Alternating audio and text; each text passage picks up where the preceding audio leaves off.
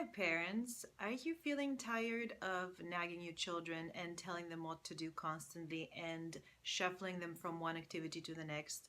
Are you starting to not like yourself very much or sound like somebody you knew in your childhood? Here is a simple practice you can do to balance some of that out. Of course, as parents, we have to do a lot of that shuffling and bringing from one place to the next and nudging along, especially in the morning. But here's something you can do to shift that every once in a while. What I'm talking about is mindful observation of your child. So when your child is engrossed in something they really enjoy, I think that's the best time to do this because they don't need anything from you. They're not asking you to do something. Maybe you don't need to be somewhere else, so you're not asking them to do something different from what they're doing. So, in those moments, children have passions and interests, and they are, unlike many adults, able to focus and to be present with that and to be in that flow. So, when you see your child in that state, take a moment. If you can sit down, go for it, sit down, and just observe them. Just take them in. You can do this for a minute or a little longer. You might find it incredibly pleasant and intriguing. As our minds are racing and there's a million things to do, we skip so many precious moments. So when you see your child engrossed in something, pause. Sit down and observe them. As you do this, you'll start noticing the train of worry, concerns, things that you should be doing, things that you can have your child fix, ideas of what to tell them not to do next time. And as you're doing this in your own head, take a step back and observe that as well. Right? So this is the first step of mindfulness, is being present and observing. And then the second layer is to bring an attitude of curiosity and non-judgment. And it's a hard practice, but the more you do it, just like everything else, the easier it will get. So you sit down, ideally, you just watch them for about a minute or more. And your child might kind of be surprised, might look at you. If this is a new thing for you guys, then there might be some questions. Oh, I'm just, enjoying you being really into building the Legos, or this is great to do with babies too. They get so intrigued by things, right? So just watch them for a moment. This practice completely changed my life when I was a new mom 9 years ago, and I had a 1 month old baby, and I was trying to figure out how to entertain this baby. How am I going to stimulate this baby? Because there was this whole thing about you need to be stimulating your children so that they grow and their brains develop. And yes, some of that is true. I mean, that is very much true. But you don't need to be stimulating them constantly because the world is really intriguing to children. There's so much that draws their attention because they're not stuck in their thoughts as much as we are. Some children get there earlier than others. So I read this book by Magda Gerber, and I will put a link below in the description. And it completely changed my life because what she's saying is if you want to know your child and feel connected to your child, just observe them. You don't need to be part of every moment of awake time they have. So by observing your child, you get to know them better.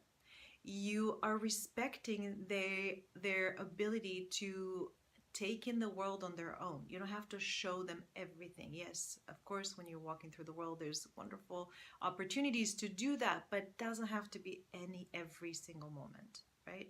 So all of a sudden, I had this fascinating 1 month old that I got to enjoy and take in, and I would just sit next to her and watch her taking things and look around. And as they grow, they can do more interesting things. But even that, it just really allowed me to slow down, to take the pressure off myself. There's so much we already have to do. There are moments when we don't. So recognize those moments and grab them and sink your teeth in them because they're so nourishing for your connection. Again, as the children grow and life speeds up and they change, we lose a sense of who they are, what are they into. Also for your child, what a wonderful gift to have mom or dad just take them in without needing them to be different, without needing them to do something else other than what they're doing already. And I'm not suggesting that you do this in situations where children do need guidance and support, because I fully personally believe it's our responsibility to guide and nurture and correct behavior that is not kind or is unsafe.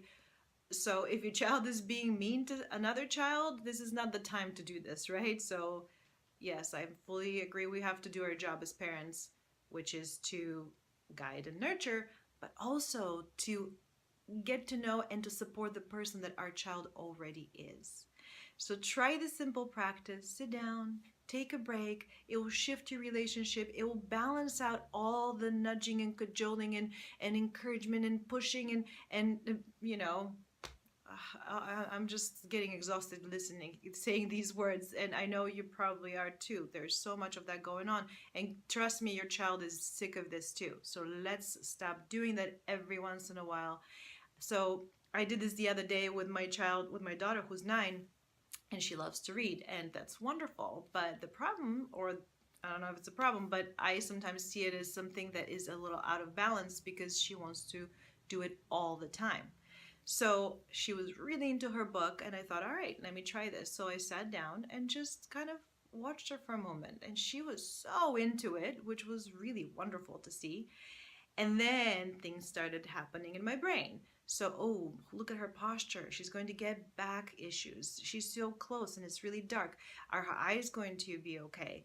Is she doing this because she doesn't want to interact with people? So she would rather read than talk to a human being. So all of this stuff starts happening in my head, and a lot of it is valid, right? So I do want my child to read and also move her body and feel strong in her body as well as her mind. She's learning so much through reading, but there's also so much learning that happens when you're in contact with people.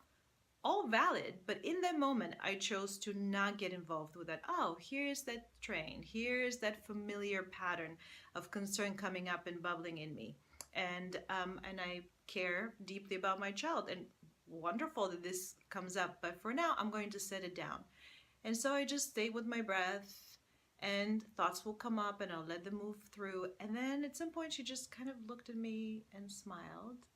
She could tell I didn't need anything from her, and I smiled back at her, and we just shared a really sweet, gentle moment when nobody was needing anything from the other person, and that is rare and precious. So let me know how it goes. Enjoy those mindful, sweet moments with your child. Try it with other people in your life. Try it with yourself. Be with yourself every once in a while without needing to fix anything or to do something other than what you're doing.